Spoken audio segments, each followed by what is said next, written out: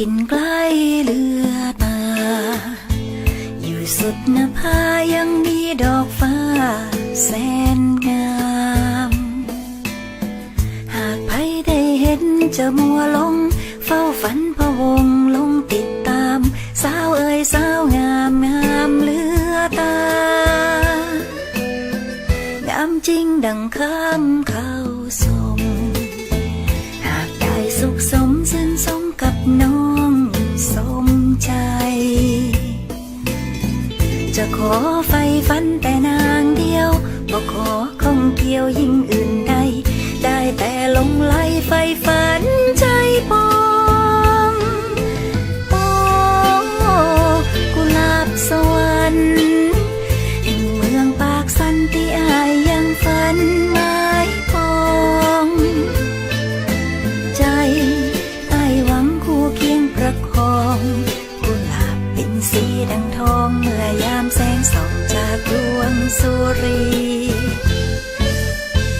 ยามแลงคำลงน้ำสันโอบริขันน้ำสันไหลผ่านสายดีและเห็นหมู่สาวเจ้าล่องลอยหมู่ปลาใหญ่น้อยลอยเล่นดี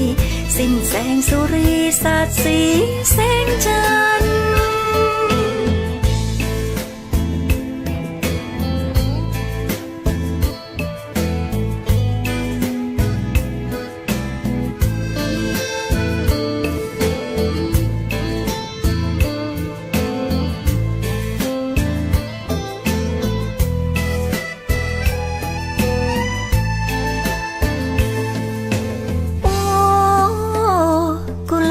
สวรรค์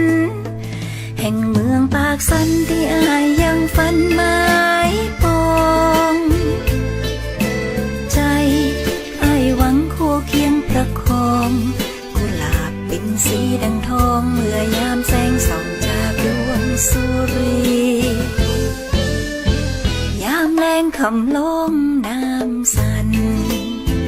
โอบริขันน้ำสันไหลผ่านใสดีและเห็นหมู่สาวเจ้าล่องลอยหมู่ปลาใหญ่น้อยลอยเล่นดีสิ้นแสงสุรีสาดสี